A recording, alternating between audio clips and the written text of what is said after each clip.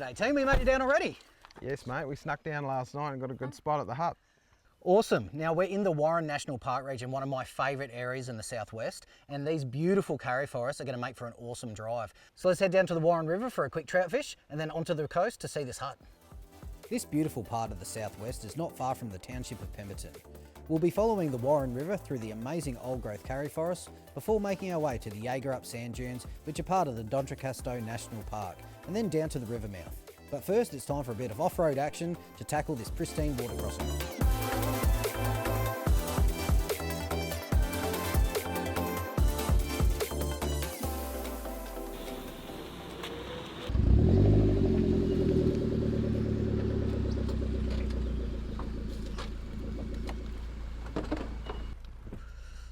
We going across? I think we are, mate. This is the floodway, Warren River. Let's go down and have a look. Okay. We've had a fair bit of rain over the winter, and I crossed this, must have been about July, so the water level wasn't all that high, and I'm hoping that it's receded a little bit because we had an absolute downpour over this winter. Yeah, this is a bit gnarly here on the track actually. Yeah, the thing about the Jimny, she's a little bit top heavy, so I'm going to try and keep my wheel up on that side. I suppose we better check the depth because these we don't want the Jimny halfway up the river.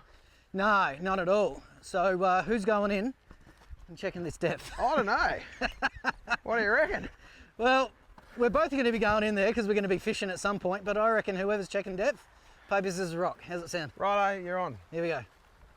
Ready? Oh, come on. Go on, nothing beats rock. I knew it, I should have gone bloody rock. I think we'll get through rather nicely. What's the other side look like trying to crawl out? Looks a bit airy. Yeah, there's a bit of a jump up and then it smooths off, but not too bad.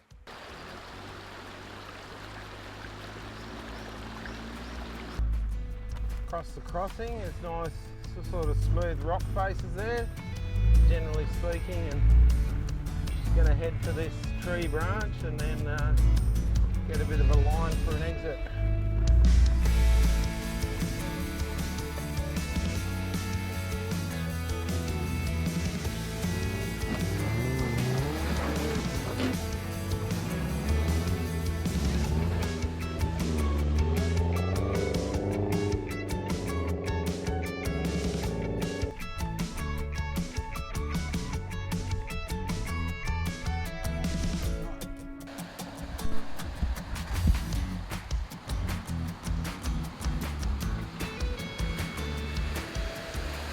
Now that we're safely across the river, it's time for a quick bite to eat before rigging up and throwing the line.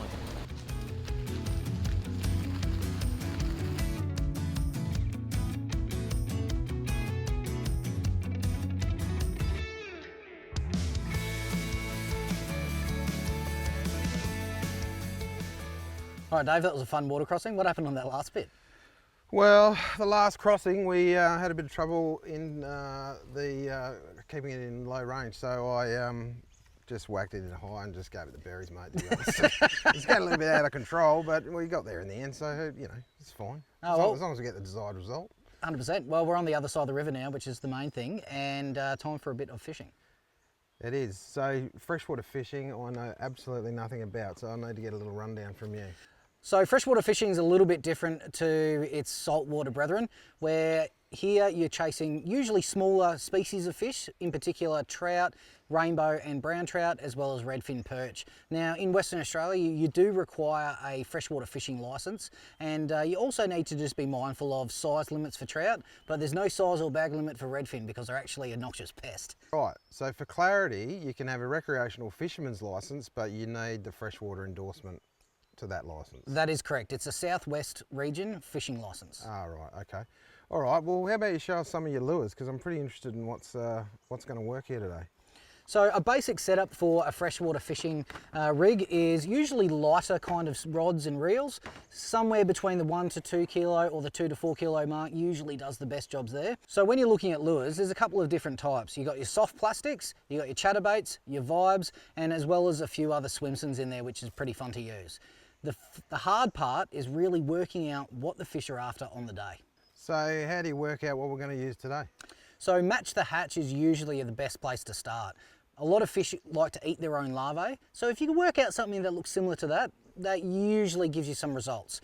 Now, personally, I like to use a few crankbaits, gives that nice swimming action through the water, and that will pull them out of those snags. In particular with redfin, they like to hang around the logs and whatnot. And that's why the guys call me Snag Lord, because unfortunately I lose quite a few of my lures around the logs. Oh yeah, well these fish sound like a nice old bunch. They eat their kids. So, but anyway, besides that, let's put some of those lures on and see if we can go and catch something. No worries, mate. I'll rig you up a set and we'll get down the water.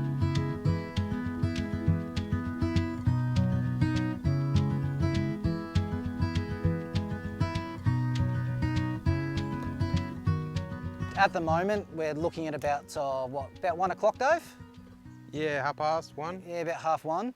And the problem with that is that the water here is a little bit down, and that means you're getting full sun on the water and the water temperature's coming up. Makes the fish a bit docile and they want to disappear under the water and deeper into those snags. In particular in the morning and later at night, so towards, you know, so later in the afternoon, I mean, like towards about the 5:30, 6 o'clock mark, that's when you'll start seeing them on the chew again. Well, no luck this time on the fish, but it's never a bad day when you get to stand in the river and get a line wet. Now it's time to tackle the sand dunes past Lake Yeagarup. But before we do that, we better air down because I have a feeling it's going to get soft.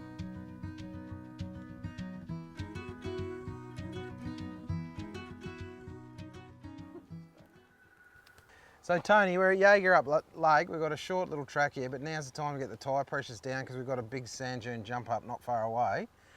15 PSI is a good place to start. Yeah, so I started the day at 20. Now, we've already heard that further up the track there's people that have made the poor decision-making process of not letting their tyres down before they got to the actual track.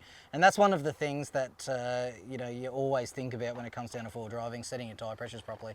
And do it before you get to the obstacles that you need to cross, not after. You know, by then it's usually too late. So there's a sign over here that specifically says 10 PSI. Now we've got pretty light rigs, so down at 15 I think we'll do the job. Yep, and when we hit that jump up, second gear, low range, should get you the top relatively easily. That's right, give it the jandals and should be up there. Sounds good.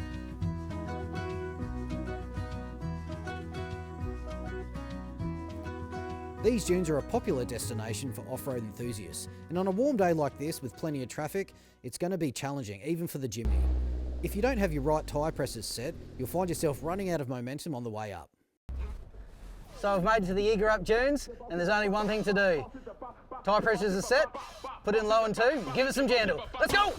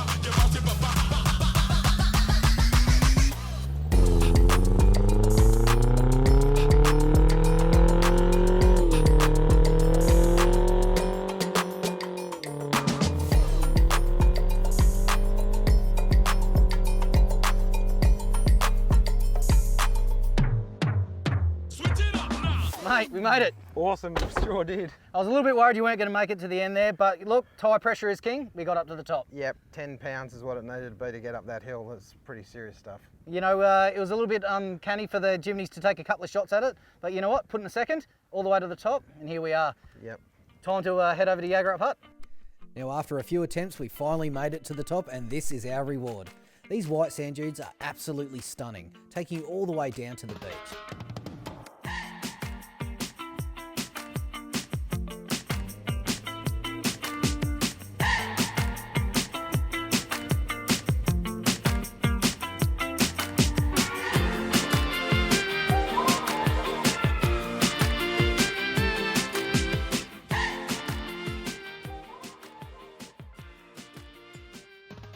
first, let's stop in Yeagarup Hut, where we'll be making camp tonight.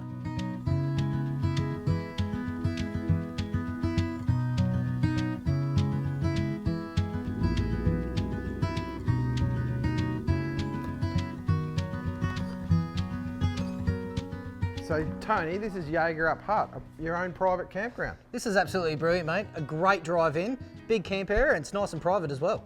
Not only is it private, mate, it's got this beautiful open air undercover area. It's got hot and cold showers, toilets and 2 sleep outs. So it looks perfect for a large group, mate. You've got a fire pit, barbecue facilities, you can't go wrong. Okay, mate, I'm gonna get my camping gear ready, and I reckon it's about time for us to head down the beach and watch this sunset. Today we're gonna have a look at the Wildtrak Leisure Australia Easy Up Stretcher tent. But before I go into those features, I'll show you how easy it is to set up.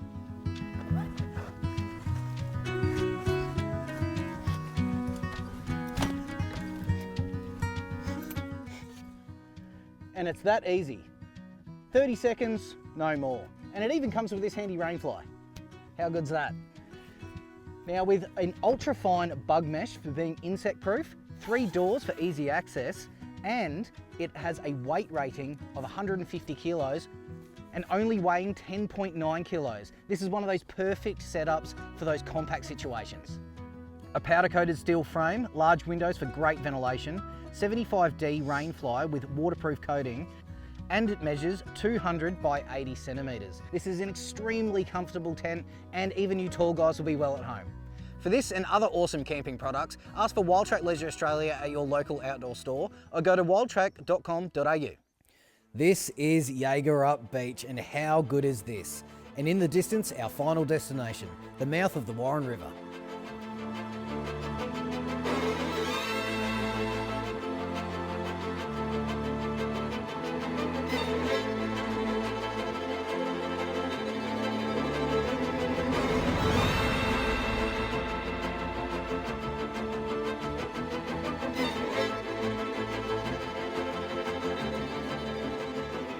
All right, Dave, here we are, the mouth of the Warren River. Absolutely magic day and backed up by a magic sunset too.